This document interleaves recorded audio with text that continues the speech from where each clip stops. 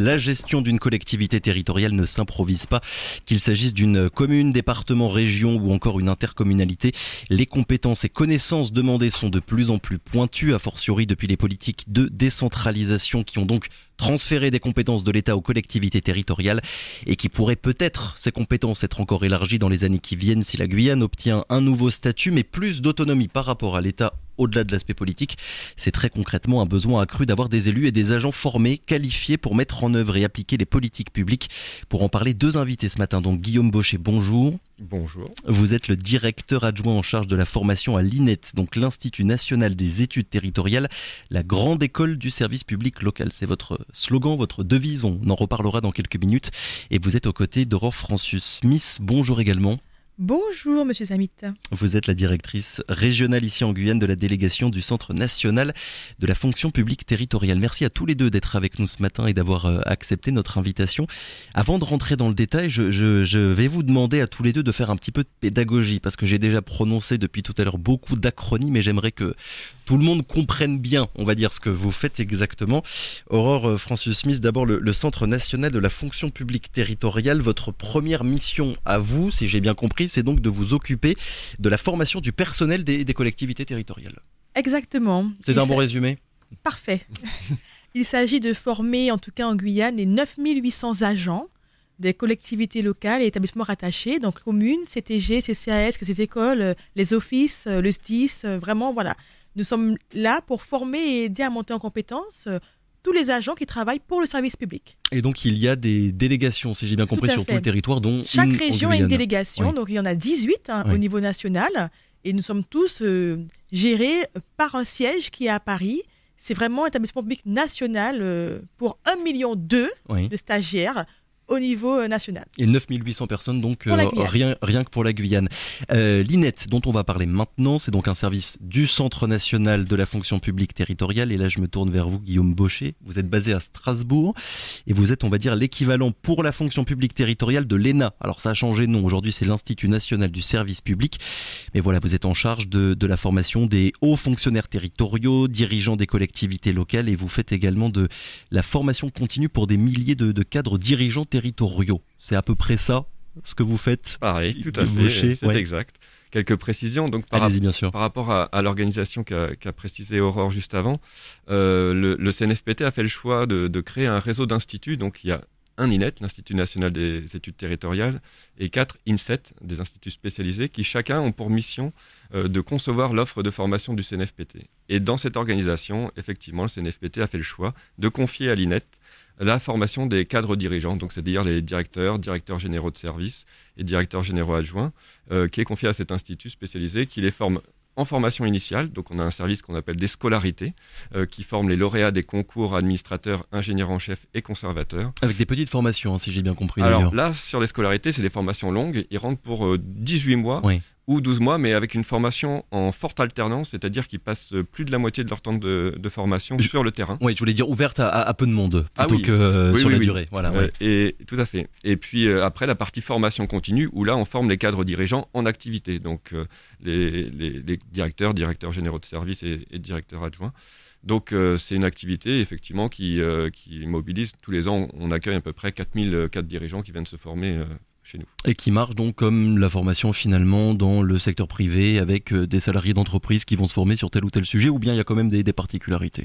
On a la particularité du service public, c'est-à-dire que nous, les thématiques qu'on aborde, c'est les thématiques spécifiques des politiques publiques, et aussi une particularité forte de la territoriale, c'est la relation aux élus, puisque le Centre national de la fonction publique ne forme pas les élus, ça c'est confié à des instituts spécialisés et des organismes habilités. Nous, on est vraiment sur la formation des agents territoriaux, mais justement la strate des cadres dirigeants, c'est eux qui jouent le rôle d'interface entre les élus et l'administration. Donc ils ont un rôle de conseil, d'appui aux élus, de mise en œuvre des politiques publiques, et donc c'est vraiment sur ce rôle d'interface où on les forme. Donc ça, c'est vraiment une spécificité de notre organisme. On reviendra évidemment dans quelques minutes sur cet aspect-là, la relation entre les personnes que vous formez, les personnes dont vous vous occupez et les élus, puisque vous l'avez dit, c'est évidemment un élément essentiel de tout ça. C'est quoi la raison, Guillaume Baucher, de votre déplacement en ce moment en Guyane ? Alors en fait, ça s'inscrit dans un nouveau projet qui est porté au niveau de l'INET, qui a été voté par notre conseil d'administration au début de l'été et qui se déploie maintenant depuis quelques mois. Donc ce nouveau projet de l'INET a amplifié une dimension de notre fonctionnement qui est la plus de présence de l'INET sur les territoires, avec plusieurs ambitions. Sortir d'une image élitiste, puisque il y a besoin aussi que les cadres dirigeants territoriaux soient perçus comme des agents de terrain qui connaissent les problématiques, et donc de ne pas donner l'impression que la formation des cadres dirigeants c'est basé uniquement là-bas à Strasbourg, et qu'on soit aussi présent sur les territoires, et de donner à voir qu'il y a une possibilité pour tout agent territorial qui souhaite évoluer de pouvoir accéder à ce type de fonction, puisque l'avantage de notre organisation c'est de pouvoir former des agents de proximité jusqu'aux cadres dirigeants, et donc d'accompagner les évolutions professionnelles. Donc pour moins avoir en fait cette étiquette-là, je le disais un peu en introduction, de l'ENA, de la fonction publique territoriale, voilà, comme c'est un peu dit aujourd'hui. Exactement, donc notre slogan aujourd'hui c'est plus que de dire c'est une grande école, c'est plus qu'une école. En fait. On n'est pas simplement une grande école, c'est aussi plus qu'une école, l'INET. Et donc la raison de ma présence cette semaine, c'est dans cette dynamique-là de présence de l'INET sur les territoires et de l'accompagnement de la formation des cadres dirigeants territoriaux sur les territoires. Donc en fait l'INET se met en appui des délégations pour proposer tout un ensemble d'actions qu'on fait habituellement à Strasbourg, mais qu'on délocalise. Donc là, on a organisé avec la délégation plusieurs actions. Une action qui s'appelle Femmes Oser la DG, qui a eu lieu hier et avant-hier et qui avait eu une partie précédente la semaine d'avant, qui a permis à un petit groupe, donc là, effectivement, on est sur des petits effectifs, un groupe de 10 personnes, de 10 cadres dirigeants, qui s'est inscrit aussi dans une dynamique anti-Guyane. Donc ça s'est fait dans un espace collaboratif entre les Antilles et la Guyane. Et donc, on a accompagné ces femmes à franchir le plafond de verre et se dire que pour elles aussi, c'est possible d'accéder à ces fonctions de cadre dirigeant et de direction générale. Et on a aussi mis en place et lancé hier une nouvelle formation qui est l'accompagnement à la prise de fonction pour les directeurs généraux de services et directeurs généraux adjoints. Donc là, c'est l'accompagnement des nouveaux directeurs généraux quand ils prennent pour la première fois en fonction.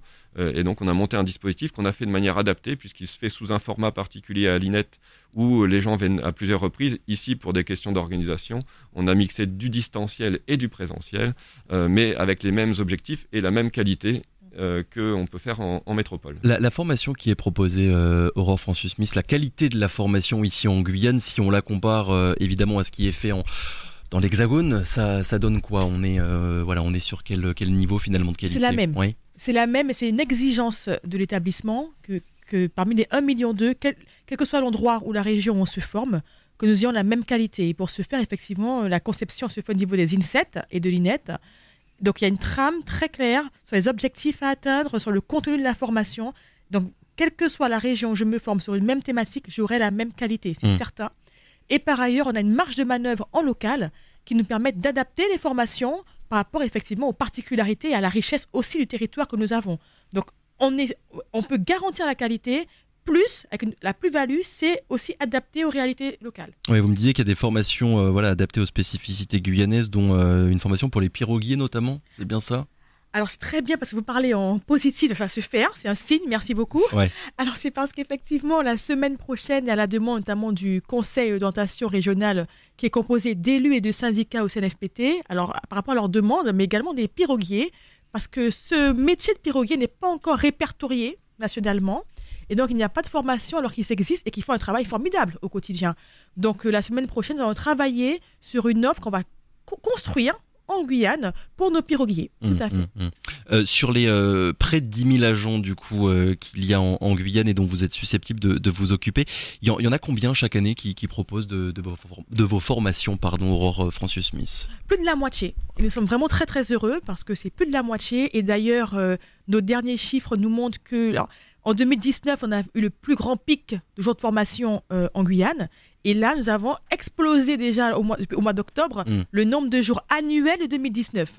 Donc, ça montre vraiment que de plus en plus, les agents remarquent le levier important qu'est la formation et ils y vont. Les agents guyanais se forment de plus en plus finalement depuis ces dernières années. Tout le territoire, parce qu'on a une forte volonté d'aller dans tous les territoires et de se rapprocher vraiment des territoriaux. Donc, nous allons dans l'ouest, dans l'est, à l'intérieur. C'est pas uniquement au littoral. Il y a eu cette formation, vous en avez dit quelques mots, Guillaume Baucher, donc Femmes Osées, la direction générale faite avec des femmes cadres des Antilles et de la Guyane.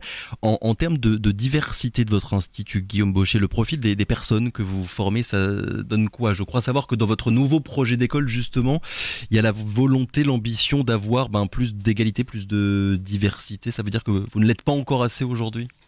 Oui, en fait, du fait qu'on a ces formations initiales des administrateurs et des ingénieurs en chef, l'étiquette de l'école a longtemps été qu'il fallait être sur ces statuts. Donc, et ces statuts peuvent être recrutés uniquement dans les grandes collectivités de plus de 40 000 habitants. Donc ça, c'est une image qui a collé pendant très longtemps à l'INET. Et le but, c'est d'ouvrir ce panel de public et dire que finalement tous les cadres dirigeants sont souvent exposés aux mêmes problématiques, même parfois dans des collectivités de taille plus restreinte, les problématiques sont plus complexes parce qu'on a moins de staff, parce il faut être plus polyvalent. Et donc finalement, même quand on est dans une collectivité de 10 ou 15 000 habitants, il y a tout un intérêt à pouvoir se former. Donc on est quand même vigilant pour mettre ensemble des personnes qui connaissent des mêmes réalités professionnelles. Dans des toutes petites communes, par exemple, c'est pas tout à fait la même chose, mais en tout cas, on élargit notre public par rapport à cette dimension statutaire qui a longtemps collé à la peau de l'INET. Et après, pour la formation initiale, les élèves finalement qui viennent vous voir, majoritairement, le profil, c'est qui? Des hommes, des femmes, en termes d'origine sociale? Est-ce qu'il y a suffisamment de diversité? Alors, hommes-femmes, oui, c'est relativement équilibré. En termes d'origine sociale, en fait, il y a des actions qui sont menées. On mène des partenariats avec certaines autres grandes écoles pour favoriser la mixité sociale. Il faut reconnaître qu'aujourd'hui, c'est pas encore quelque chose qui est totalement atteint, mais ça évolue. Comme toutes les grandes écoles, encore une fois, c'est surtout des personnes issues de milieux favorisés qui sont à l'INET. Oui, sur les scolarités. Après, ce qui est intéressant dans la territoriale, c'est qu'il y a une autre voie d'accès pour accéder à ces cadres d'emploi, qui est ce qui s'appelle l'examen professionnel, et qui là sont des personnes qui sont en activité et qui, par leur expérience, peuvent passer l'équivalent d'un concours qui s'appelle l'examen professionnel. Et là, du coup, c'est là qu'on amène aussi de la diversité en termes de profils sur ces cadres d'emploi, parce qu'on a besoin finalement d'avoir des profils diversifiés pour gérer l'ensemble des politiques publiques qui sont extrêmement complexes, et aussi bien dans le champ du transport que du social que de la culture. Diversité homme-femme, diversité sociale, diversité géographique également. Vous êtes en Guyane en ce moment. Est-ce qu'il y a beaucoup de jeunes Guyanais, de jeunes Guyanaises finalement qui, à terme, pourraient peut-être rejoindre les rangs de l'INET? Ça, c'est un objectif qu'on travaille avec la délégation, puisque finalement, on en parlait encore hier, il n'y a pas forcément beaucoup de Guyanais qui s'autorisent à le faire, à se dire c'est aussi moi, c'est aussi pour moi. Et donc, il y a des préparations à ces concours qui sont mis en place au CNFPT. Et ça, au niveau de la Guyane, il y a un travail qui est fait, en lien aussi avec les Antilles, pour essayer de monter ces actions de préparation et dire aux jeunes Guyanais que pour eux aussi, le territoire a besoin de ces compétences et ils peuvent aussi venir se former. Et là, du coup, si c'est le cas, ce qui peut arriver, ce qui est arrivé, après, ils viennent effectivement se former pendant 1 an et demi chez nous à l'INET. Les élèves qui réussissent le concours ont un statut d'agent du CNFPT temporaire sous un statut particulier d'ELR, donc c'est une formation financée, et donc ça leur rend la chose parfaitement accessible pour ceux qui auraient l'envie de tenter l'aventure. Sur cet aspect-là, Aurore Francis Smith, est-ce que quelles actions mettre en place finalement pour motiver et permettre à plus de Guyanais de devenir des cadres dirigeants au sein de collectivités territoriales guyanaises? Alors écoutez, déjà la formation femmes aux ELADG, je crois que c'est déjà une première, en tout cas en Guyane, que nous l'ayons mise en place. Et encore hier, on leur a dit, mais vous pouvez y aller, c'est pour vous aussi. Oui. Au niveau des collectivités locales aussi, il y a ce message qui est très régulièrement diffusé sur le fait que les concours dits A+, c'est aussi pour les Guyanais. Et nous avons des Guyanais d'ailleurs qui sont également A+, sur le territoire. Et donc, je crois que nous participons au niveau CNFPT dans beaucoup de salons aussi. On va aussi à l'université. On fait ce travail aussi auprès des étudiants pour leur expliquer quels sont les concours A+, et comment les passer.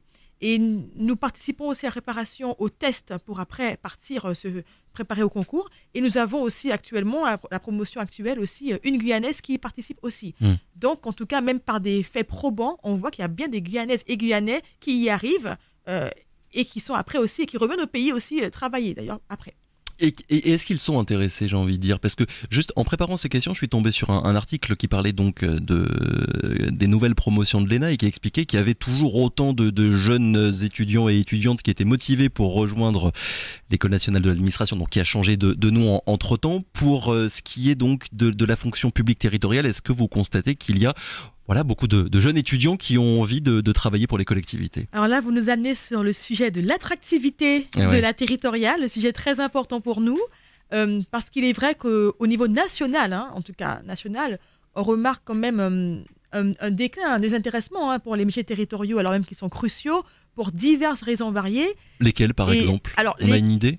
Alors, je crois d'abord le sens, donner du sens parfois. Il y a une nouvelle génération qui arrive et ils ont besoin de ce sens, et que parfois ils ne trouvent pas suffisamment.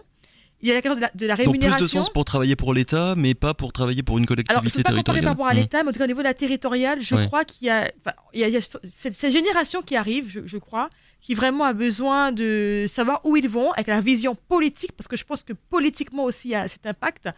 Et puis, il y a la question de la rémunération, il faut le dire, les grilles territoriales sont moins avantageuses qu'au niveau des grilles de l'État. Il y a aussi la qualité de la vie, les conditions de travail aussi. Maintenant, on a besoin aussi de pouvoir avoir une certaine liberté dans la semaine. Donc, il y a plusieurs éléments, mais qui vont être travaillés ensemble pour voir comment y répondre au cas du niveau CPT au mois de décembre avec les ETS à Strasbourg. C'est vraiment le sujet. Et là, je passe la parole à Guillaume, parce que clairement, nous avons repéré cette difficulté au niveau de l'établissement.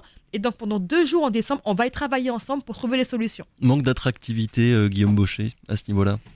Oui, en fait, c'est un vrai sujet. Je pense que ça joue aussi beaucoup sur les représentations. On peut encore aussi voir des jeunes ou moins jeunes qui ont cette représentation d'un service public où l'activité va être très contraignante, rébarbative, administrative, dans le sens négatif du terme, où on va avoir peu de liberté.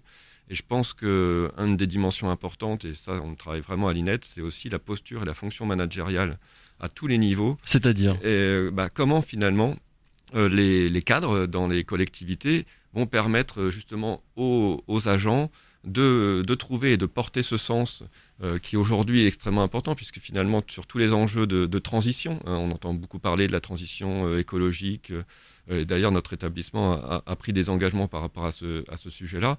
Finalement, c'est vraiment une opportunité pour redorer le blason du service public et redonner du sens à la mission de chaque agent qui peut contribuer à la construction d'un service public et du coup d'une société demain plus durable. Donc cette question du sens et puis cette question aussi du management un peu libéré, sans forcément, après l'administration a ses contraintes, donc on a quand même un certain nombre de limites, mais de favoriser les prises d'initiative, la créativité, c'est un peu de ça aussi que recherchent les jeunes. Et il faut casser cette image que dans une administration, on va arriver, on va se mettre à son bureau, on va être devant l'ordinateur toutes les journées. Aujourd'hui, il y a des missions passionnantes et c'est vraiment ça qu'on souhaite porter et favoriser dans les collectivités. Donc il va y avoir ces entretiens territoriaux de Strasbourg, c'est un grand événement qui a lieu depuis 25 ans et qui est organisé par l'INET et qui rassemble cette année. On a plus de 1500 inscrits, tous cadres dirigeants territoriaux et partenaires qui vont pouvoir réfléchir sur cette question de la problématique d'attractivité et du rôle des managers aussi dans cette problématique. Pour ne pas finalement que les agents que vous formiez ne soient que des techniciens, on va dire, par rapport aux élus qui seraient là pour impulser une certaine vision et des projets pour les territoires. Oui, alors ça c'est vraiment dans cette question de la relation à l'élu. On travaille beaucoup sur cette notion que le cadre dirigeant territorial, c'est pas un exécutif de l'exécutif, pour faire un double sens. C'est-à-dire qu'il y a les élus, qu'on appelle l'exécutif, qui fixent le cap, mais le cadre dirigeant, il est là pour être conseiller de l'élu. Il est là aussi pour faire respecter un certain nombre d'aspects réglementaires, puisque c'est lui qui est aussi garant que les règles de marché public, par exemple, soient respectées dans la collectivité. Donc il a plus qu'un rôle de mise en œuvre de la politique publique, il a aussi un vrai rôle de conseiller vis-à-vis de l'élu. Et ça, c'est un vrai travail à faire aux 2 niveaux. Aussi bien au niveau du cadre dirigeant qui doit s'autoriser à le faire, qu'au niveau des élus qui doivent construire cette relation de confiance avec leur équipe dirigeante pour que la collectivité fonctionne bien. Aurore Francis Smith, je le précise, avant de travailler pour le Centre national de la fonction publique territoriale, vous avez été DGS, donc la directrice générale des services de Cayenne. On parlait justement des relations avec les élus, sans forcément nous faire un focus sur vos relations personnelles à l'époque avec la mairie de Cayenne, mais de manière générale, qu'est-ce que vous constatez justement sur les relations entre d'un côté les agents et de l'autre les élus? Alors, je dirais qu'il faut de la confiance réciproque, parce que de la confiance, après, il y a la délégation aussi, les décisions à prendre. Il y a aussi, on ose et on se permet, dans les 2 sens, de dire ce qu'on pense, quand on est d'accord ou pas d'accord. C'est ça aussi, il faut savoir aussi dire là, selon moi, pour telle et telle raison, c'est pas la meilleure solution. Et on en discute parce qu'on sait qu'on peut faire confiance à l'écoute de l'autre, réciproquement.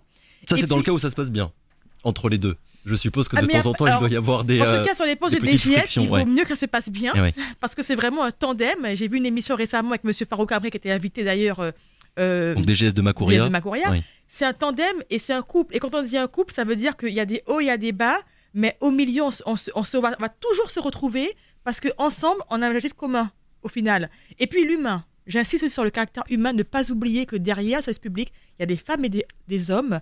Et prendre en compte l'humain, c'est le prisme, pour moi, primordial également. C'est quoi le regard d'ailleurs que vous avez sur la qualité, alors pas personnelle évidemment, mais la qualité en termes de formation des agents qui travaillent dans les collectivités territoriales guyanaises? Je vous pose la question parce qu'en juillet dernier, quand le SIOM a été présenté par la Première ministre, donc c'est la feuille de route, je le reprécise pour tout le monde, du gouvernement pour les Outre-mer, il y a eu justement un focus sur le sujet, je cite, les collectivités font face à des difficultés pour recruter et former des agents. Est-ce que c'est quelque chose que vous constatez? Et si oui, quel impact en fait ça peut avoir très concrètement dans la mise en place des politiques publiques? Alors le recrutement, oui, tout à fait en Guyane. Beaucoup de maires en ce moment indiquent, les DGS, qu'ils ont du mal à recruter, notamment sur des fonctions support ou d'experts, RH, finance, juridique, on a du mal. Chef de projet aussi en rue, cœur de ville. Trouver effectivement des compétences recrutées, c'est très compliqué. Et donc par rapport à ça, effectivement, il y a un réseau qui se met en place au niveau local et aussi au niveau national pour trouver ces personnes, mais qui, je pense, sont très souvent là aussi. Mais après, il y a les conditions d'accueil aussi sur les territoires. Parce que beaucoup de territoires, c'est des territoires que nous avons actuellement enclavés, par exemple. Donc, c'est très compliqué. Mais ce n'est pas propre territorial, parce qu'au niveau de l'État aussi, les enseignants, c'est pareil. Il y a des difficultés à ce niveau-là aussi. Et au niveau de la formation, par contre, moi, je vois cette progression où les agents, parfois, ils disaient « Ah non, moi, ça fait 20 ans que je suis en poste, j'ai plein à me former, ça va. » Mais maintenant, il y a ce regain d'intérêt parce qu'on se rend compte que c'est au quotidien qu'on apprend, qu'on se forme, qu'on découvre de nouveaux outils qui vont nous soulager finalement, des process qui vont nous soulager aussi après pour être encore plus efficaces. Donc, il y a, en tout cas en Guyane, un regain d'intérêt pour la formation et j'en suis ravie. Et les stagiaires même nous appellent de plus en plus, eux, pour nous dire voilà, telle et telle chose, on aimerait être formés. Guillaume Bochet, dernière question, et pour rebondir sur cet aspect-là des choses, est-ce que c'est quelque chose de commun, on va dire, à toutes les collectivités territoriales en France hexagonale et d'outre-mer, ou bien il y a quand même des particularités et des manquements qui sont assez criants en Guyane, mais aussi tout à l'heure vous parliez des Antilles. Est-ce que ça fait partie des pistes de réflexion que parfois vous pouvez être amené à avoir? Non, c'est quelque chose qu'on retrouve effectivement aussi en métropole, les secteurs évoqués par Aurore, les finances, le milieu aussi numérique, les compétences informatiques. À chaque fois pour monter des projets, il y a beaucoup d'élus qui disent on n'a pas finalement les ressources humaines nécessaires. Donc, il y a aussi sur certaines parties, ça a été évoqué tout à l'heure, des problématiques de rémunération, puisque nous on est contraints à des grilles et sur certains champs professionnels où il y a beaucoup de concurrence avec le secteur du privé, on a parfois du mal à s'aligner, donc on retrouve finalement les mêmes problématiques. Et je pense qu'on a aussi un petit changement de culture à faire au niveau de la fonction publique, où très souvent, pour la raison de carrière et de sécurité de l'emploi, finalement on se disait il n'y a pas forcément beaucoup d'efforts pour vendre nos offres d'emploi, chercher des canaux de communication de manière sophistiquée et avoir des offres d'emploi qui soient attractives et pas un peu difficile à comprendre, parce que souvent on a tendance à être un peu technocratique. Donc là il y a un vrai effort aussi qui est en train d'être fait par les collectivités sur finalement un peu de marketing du recrutement au niveau des collectivités, et donc la bascule est en train de se faire. Et voilà, je suis assez convaincu par rapport à ce que j'évoquais tout à l'heure de ces missions nobles qu'on peut porter dans le service public, cette mission qui porte d'abord justement la question du sens autour des enjeux de transition, de l'égalité homme-femme et tout un tas d'autres sujets de grandes causes. Voilà, je suis assez optimiste sur le fait que ça évolue dans le bon sens. Guillaume Bochet, merci beaucoup. Aurore Francius-Smith également, merci à tous les deux d'avoir été avec nous ce matin. Je le rappelle donc, Guillaume Bochet, directeur adjoint pour l'INET. Aurore Francius-Smith, vous êtes donc la directrice régionale ici en Guyane de la délégation du Centre national de la fonction publique territoriale. Merci beaucoup, très bonne journée.